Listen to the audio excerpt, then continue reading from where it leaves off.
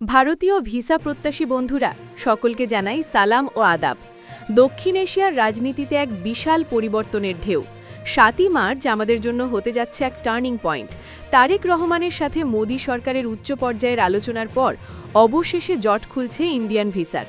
কিন্তু খবরদার, খুশিতে গদগদ হয়ে এখনই দালালের হাতে পাসপোর্ট দেবেন না, কারণ ৭ মার্চ থেকে ভারত সরকার যে কঠিন নিরাপত্তা প্রোটোকল চালু করছে তাতে আপনার সামান্য এক ভুল তথ্যের জন্য আজীবনের জন্য ইন্ডিয়া যাওয়া বন্ধ হতে পারে। আজ আমি এই ভিডিওতে বলবো সেই বৈঠকের ভেতরের খবর এবং কিভাবে আপনি এই নতুন কঠিন নিয়মের জাল ভেদ করে ভিসা নিশ্চিত করবেন। তাই ভিডিওটি একটুও না টেনে ধৈর্য সহকারে সম্পূর্ণ ভিডিওটি দেখতে থাকুন। আমার এই ভিডিওটি না দেখলে পড়তে পারেন ভিসা প্রত্যাখ্যান বা বিলম্বের মতো সমস্যায়। আর তাই আমি পুরো ভিডিওতে ভারতীয় ট্যুরিস্ট ভিসার আবেদন প্রত্যাখ্যান বা বিলম্ব এড়ানোর জন্য সম্পূর্ণভাবে সর্বশেষ গুরুত্বপূর্ণ আপডেটটি নিয়ে ধাপে ধাপে আলোচনা করব।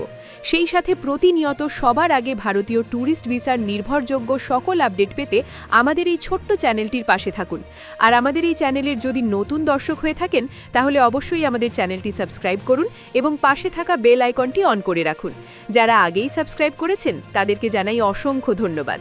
তো কথা না বাড়িয়ে চলুন বন্ধুরা, শুরু করা যাক বৈঠকের ফলাফল ও কূটনৈতিক প্রেক্ষাপট। বিশ্বস্ত সূত্রে জানা গেছে তারেক রহমান ভারতের প্রধানমন্ত্রীকে নিশ্চিত করেছেন যে বাংলাদেশ থেকে যাওয়া কোনো পর্যটক যাতে অনিয়মের শিকার না হয় বা ভারতের নিরাপত্তার জন্য হুমকি না হয় সেদিকে বিশেষ নজর রাখা হবে।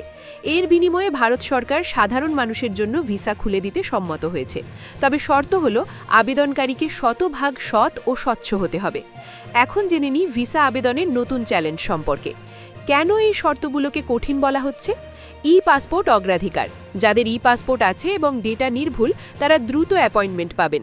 সাক্ষাৎকার ব্যবস্থা। এখন থেকে র্যান্ডামলি অনেককেই আইভ্যাক সেন্টারে ছোটখাটো ইন্টারভিউ বা অতিরিক্ত জিজ্ঞাসাবাদের সম্মুখীন হতে পারে। আর্থিক সামর্থ্য যাচাই। আপনার ইনকাম সোর্স যদি ভেরিফাইড না হয় তবে ব্যাংক স্টেটমেন্টে ৫ লাখ টাকা থাকলেও ভিসা পাওয়ার সম্ভাবনা কম। তারা এখন আপনার পেশার বৈধতাকে বেশি গুরুত্ব দিচ্ছে। এখন জানব খরচের নতুন খতিয়ান সম্পর্কে। খরচ কিন্তু আগের মতো থাকছে না। ভিসা প্রসেসিং ফি এবং সার্ভিস চার্জে কিছু পরিবর্তন আসতে পারে। এছাড়া নতুন সিকিউরিটি সফটওয়্যার ব্যবহারের কারণে ডিজিটাল পেমেন্ট সিস্টেমেও বাড়তি চার্জ যুক্ত হতে পারে। তাই সব মিলিয়ে বাজেট কিছুটা বাড়িয়ে রাখুন। দালালের হাত থেকে বাঁচার টিপস। ৭ মার্চ পোর্টাল খোলার সাথে সাথে একদল মানুষ বলবে আমি ভিসা করিয়ে দেব। মনে রাখবেন, তারেক রহমান যে স্বচ্ছতার কথা বলেছেন সেখানে দালালের কোনো স্থান নেই। সব আবেদন অনলাইনে সরাসরি আইভ্যাকের মাধ্যমে হবে। তাই কারো কাছে বড় অঙ্কের টাকা দিয়ে নিজের ভবিষ্যৎ নষ্ট করবেন না। আশা করছি ৭ মার্চ থেকে আমাদের সবার ভারত যাত্রা সুগম হবে। তারেক রহমান এবং মোদী সরকারের এই উদ্যোগ বাংলাদেশের পর্যটনের জন্য এক নতুন দিগন্ত। ভিডিওটি ভালো লাগলে বন্ধুদের সাথে শেয়ার করে সঠিক তথ্য ছড়িয়ে দিন। তো দেখা হবে বন্ধুরা পরের কোনো ভিডিওতে।